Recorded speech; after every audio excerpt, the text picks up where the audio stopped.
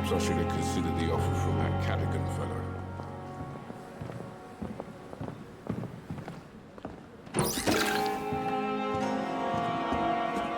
Good evening, sir. So it is true. The famous Dr. Reed has joined us. I can't think of any better news during these terrible times. Do we know each other? Actually, yes. We met once before, at the Rockefeller University in New York. Dr. Tippett, yes, I remember. I was assisting Professor Carell in his research about coronary bypasses. He had nothing but praise for you. He was also very confident about your future. And look at you now. Eminent surgeon and blood transfusion specialist.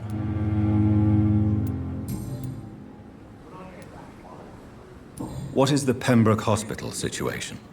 And please, speak freely. This hospital is not exactly the best of London. I'm sure you are used to working in a better environment. I can't say I'm thrilled to be working here, but to be honest, I didn't have much of a choice. Don't be misled by appearances, Dr. Reed. This hospital does not lack talented people. It just lacks hope. What can you tell me about the staff in the hospital? Some are really good, and others are not so good. But during this troubled period, there is no time for slander. I prefer to focus on the positive character traits. Tell me more about cherished people, then. Nurse Brannigan is a pearl. She is the most helpful and dedicated nurse I've ever worked with. A clever and cheerful woman. You really seem to admire her skills. I'll go even further. If she was a man, she would be a damn fine practitioner. Any opinion about the management? I don't always agree with Dr. Swansea's reserve, but I must admit he does all he can to keep this facility running during this crisis. Ah, yes, the burden of command. I was fed up with this concept while serving as a medical officer. Don't get me wrong. Swansea's a good administrator. I just wish he would get out of his office now and again. You're exhausting yourself, Corcoran. Maybe you should think about preserving your strength. No. We must keep on healing all those poor souls. We are the last rampart before chaos. Once more unto the breach. Nurse Brannigan is worried about you, Doctor. She should not have told you that. I will have a word with her. You don't have to blame her for her honesty. I'm not that kind of man, my dear Jonathan. Actually, Nurse Brannigan's opinion is the only one I may listen to.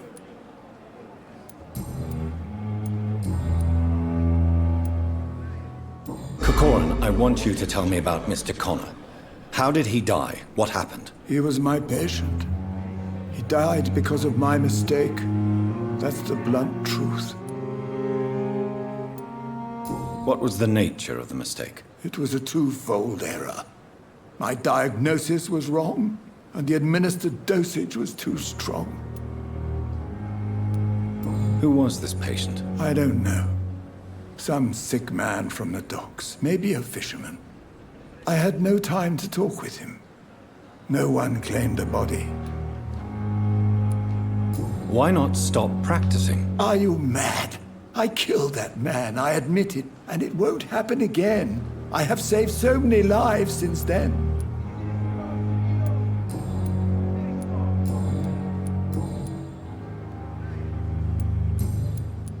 Goodbye, Dr. Tippett. Another night with the glorious battalion of Pembroke. Good evening, Milton. Good evening, Doctor. Still trying to save lives?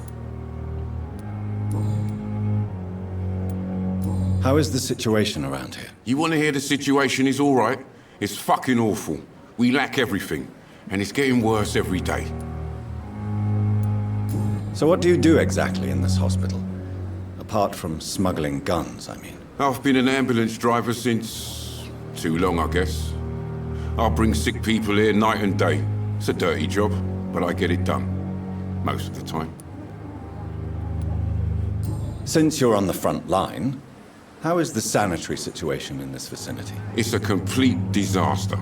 It's even getting dangerous to enter some streets or buildings. Even the locals attack you. It sounds like things have been a bit rough recently. What's happened? Yesterday I got attacked by the patient I was bringing here. I escaped through the hospital's garden, but I lost my wallet when I was running. You left an infected patient outside the hospital? That's incredibly dangerous. Go there yourself if you want, but be careful, Doctor. I'd rather not bring your dead body back.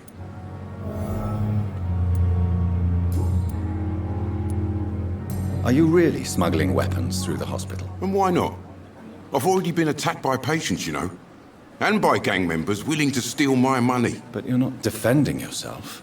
You're selling guns to civilians. You keep people alive your own way, Doctor. I offer them another way to protect their health.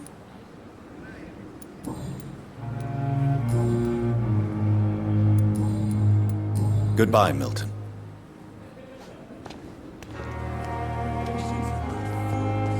It's safer here than anywhere else in the East End.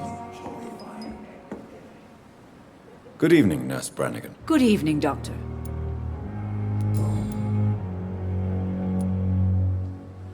Why does Dr. Tippett's claim you're the main reason he keeps working, despite his fatigue? If it wasn't for him, I probably would have left the Pembroke years ago.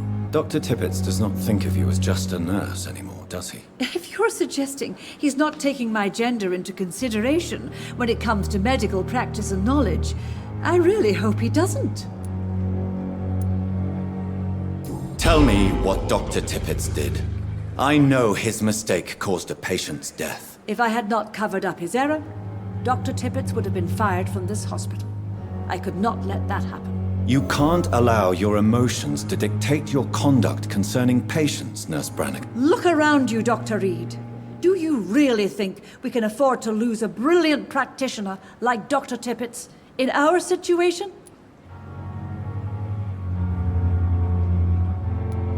Perhaps you did it with the best intentions, Nurse Brannigan, but you took a great risk. Must I remind you that a man died? You mean you've never made a mistake? Never covered your tracks? Come on, Doctor. I wasn't born yesterday.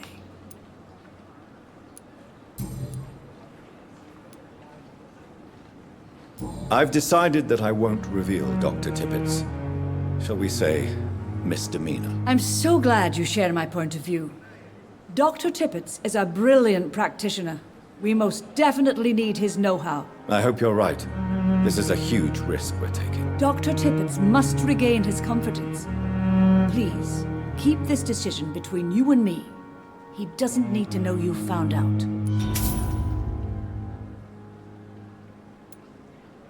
Goodbye, nurse. Call me if you need assistance.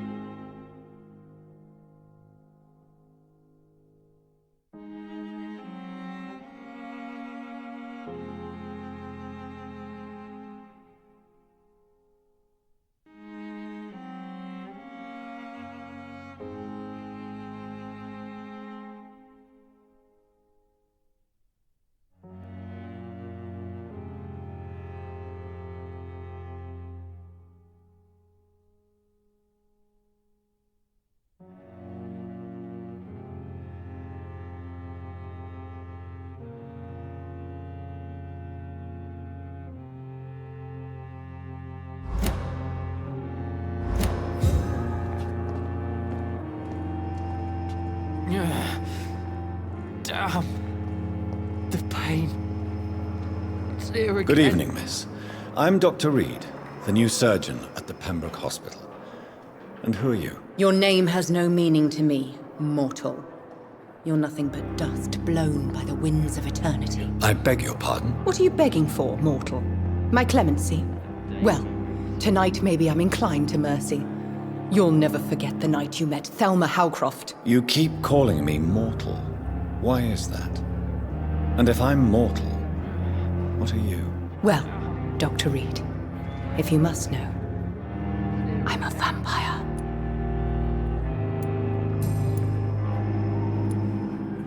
And why do you believe you're a vampire? I don't need to believe anything. It is what I am. It is what I feel within this hollow shell of flesh. Please, describe to me how you feel. What is it like to be a vampire? I can hear my body crumble from the inside as my flesh cracks and fades. I sense the last pulse of postulant blood within my drying veins. I need new blood. I see.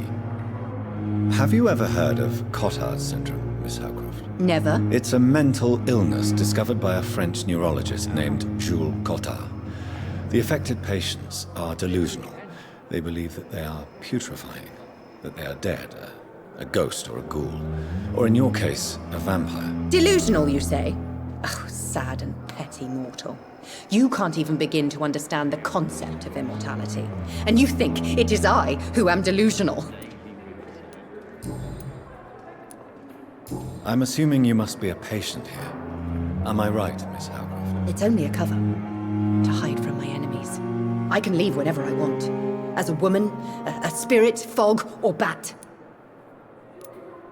Who are these enemies you mentioned? Can you describe them? I cannot say for sure. But I sense their eyes on me from nearby. I feel them watching me every time I visit the garden near the morgue.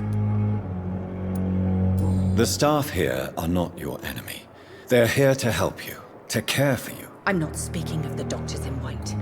I'm speaking of the men and women who hunt me. For I am a vampire. I see. Don't worry. These people will not find you here. I'll personally make sure they leave you alone. Thank you, mortal, but do not interfere with them, for you are no match for those that hunt me.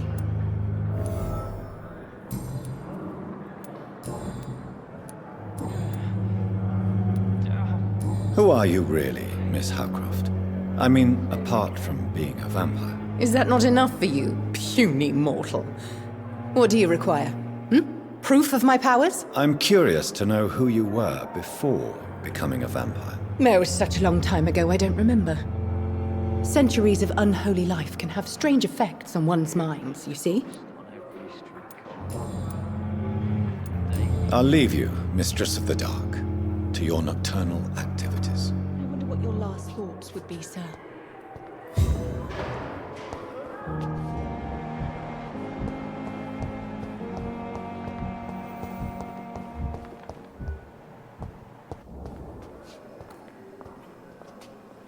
Good evening, nurse. Good evening, Doctor.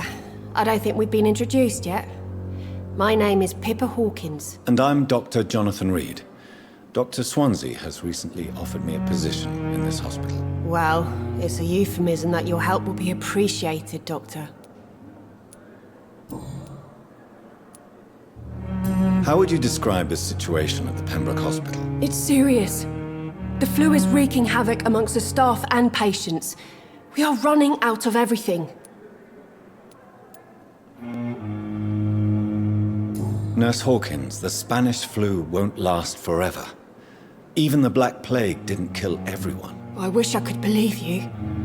But what if this epidemic was worse? What if in the end, nobody was spared?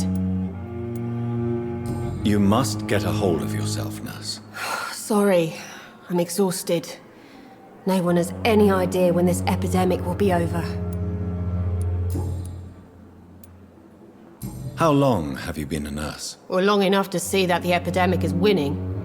And no matter how qualified you are, don't tell me you'll change that.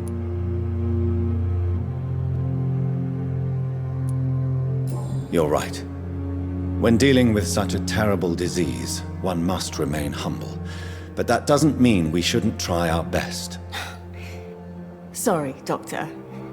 I don't want to sound bitter, but I'm just too tired to give a pep talk like Nurse Brannigan. How is the Pembroke staff coping with the epidemic? Well, not well. Milton, the ambulance driver, is even more grumpy than usual, especially concerning doctors.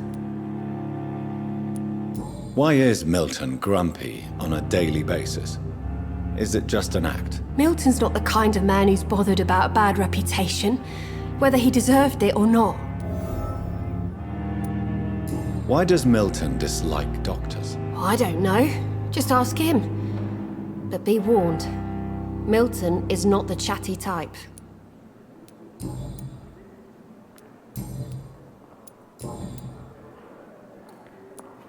Pepper, are you sure you want to leave this hospital? To become a nurse was a little girl's dream. But in the end, I don't feel that useful. I want more. I want to make things change.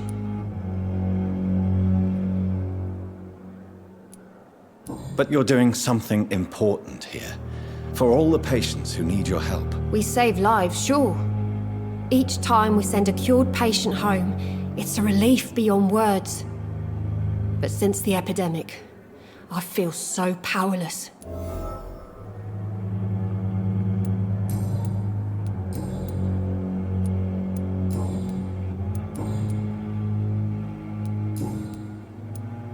Goodbye, Nurse Hawkins.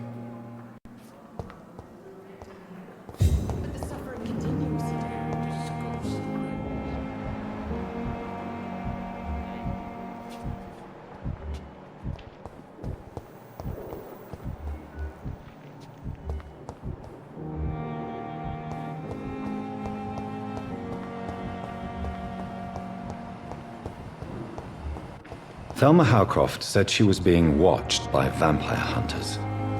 Where are they hiding? I should investigate. Good evening. I'm Dr. Reed. Always a pleasure to meet a colleague, sir. Especially when he was supposedly dead. A colleague?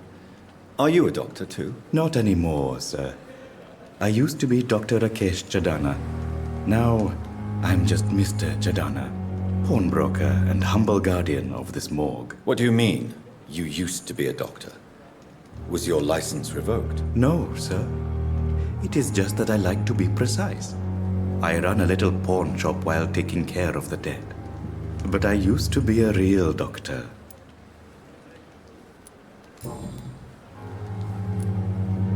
Are you afraid or uneasy being surrounded by so many corpses? Why should I? These bodies are empty vessels. Flesh left to decay. Poof. No soul anymore. All gone.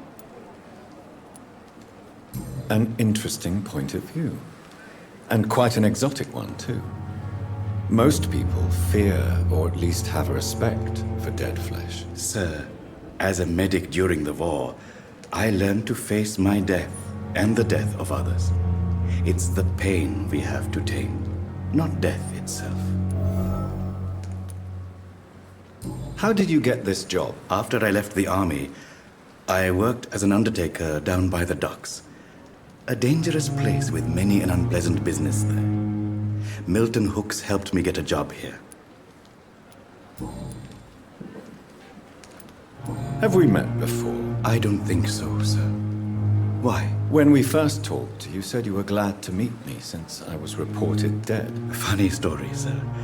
Your sister came here a few nights ago. You were missing, and she was looking for your body. She must be very relieved now. Do you work here alone? Yes, very easy work, sir. All I have to do is watch a few bodies. The situation was very different when the main morgue was still open. Why do you have to watch these bodies? Because these poor fellows have no names. We keep them in case someone comes looking for the missing.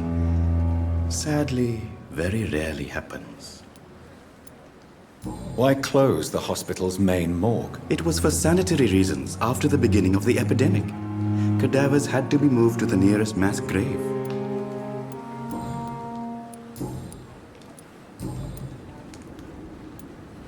A pawnbroker? I expect you get all types of people here. Yes, sir. All kind of people. For I sell all kind of goods. Who comes here to trade with you? It's very unhygienic, even unsafe. Diseases can spread. For the customers, for the hospital. I'm very cautious, sir. I've been a doctor, remember? And all my clients are good people. In fact, I think I only know good people. What kind of goods? With the quarantine, it's not always easy to buy things. So I trade, I exchange. Some people sell, some others buy. I like to help. Since you're not afraid of dying, do you believe in life after death, Rakesh? No. I believe we must do all the good we can while alive. For our time is short, and the obstacles are endless. Do you think you would enjoy immortality as a concept? I don't think so. Don't mistake me. I love life, and I'd like to live a long life.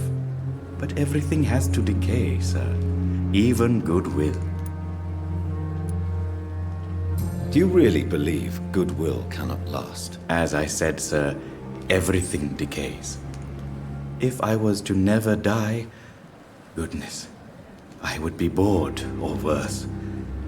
And I like to be helpful, sir. Quite depressing, wouldn't you say? Yes, but the good news is, we'll all die before losing our humanity, sir. So you're ready to die? No, I am not. I don't fear death, for I won't see it. What troubles me is the pain my death will inflict to those I know. You're a wise man, Mr. Chidana. No, Dr. Reed. I am a foolish man. But I like to think otherwise.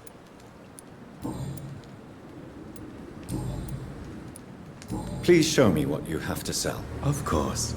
It's just trinkets and curios, really. But I'm sure they can be useful.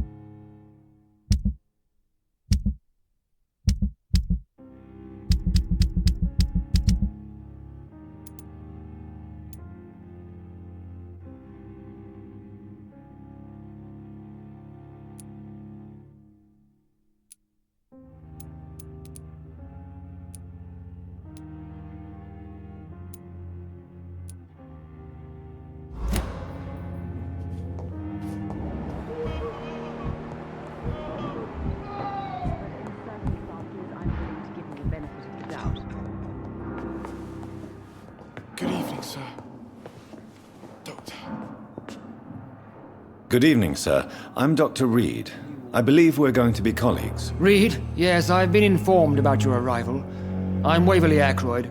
Welcome aboard, I suppose. Does my arrival inconvenience you in some way, Dr. Ackroyd? Let us just say that I don't particularly share Dr. Swansea's enthusiasm for hiring you.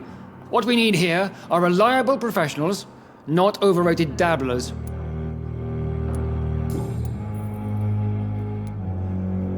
If you have a problem with me, Dr. Ackroyd, please feel free to tell me. Dr. Swansea has imposed your presence on this hospital without asking anyone's advice. The benefit of his position. But I don't agree with it. I know we've never met before, but I believe this hospital could use all the help it can get. You will agree with that, I'm sure. Oh, but I have heard about you, Dr. Reed. Of course, you can't say the same about me, since I have not wasted my time courting the press.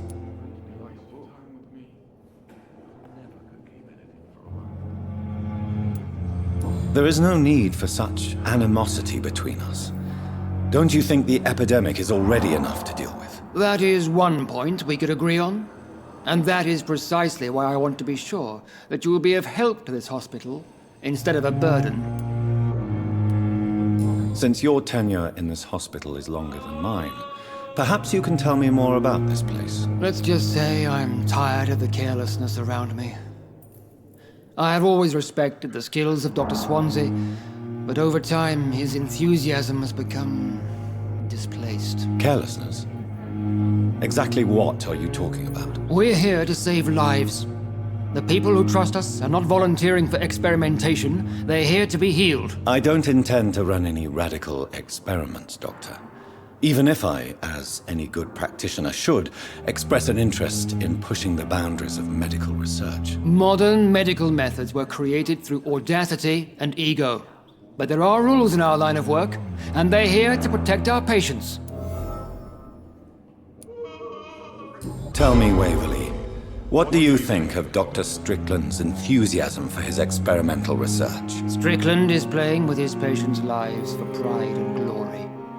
Now that, sir, is unethical. Are you thinking about something in particular? Harvey Fiddick needs delicate surgery. I believe we should stick to the usual procedure, but my young colleague obviously disagrees. Why do you wish to lead this surgery? I strongly believe that Mr. Fiddick should not be butchered to test an unproven procedure.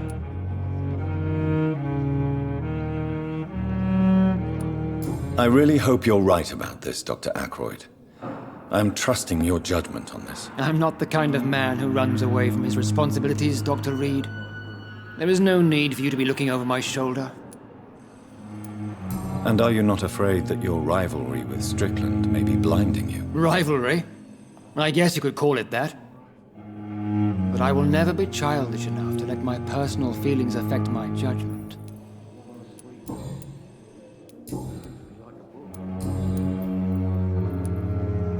I don't know what you've heard about me, but I have already proved my value as a practitioner. I don't question your skills, Dr. Reed, but your motive.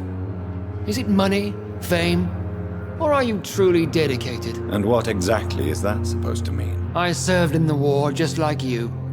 But unlike you, I did not use the wounded to play the modern sorcerer. Be careful what you insinuate, Dr. Ackroyd. I only want you to admit you used those men to improve your theories.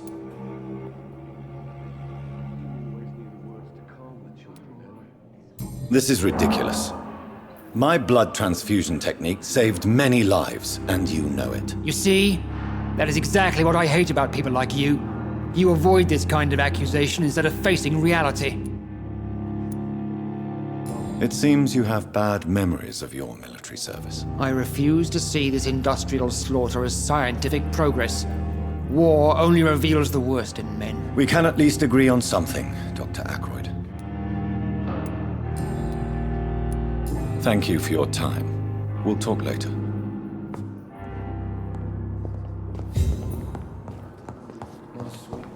Come now, we can handle this.